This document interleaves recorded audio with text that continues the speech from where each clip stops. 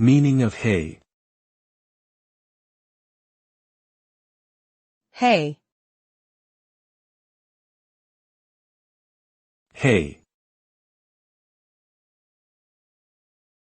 Hay. Hay. Hay is a common noun that refers to grass or other plants that have been mowed and dry for use as animal feed. It is typically harvested in the summer months and can be used as food for livestock such as cows, horses, or sheep.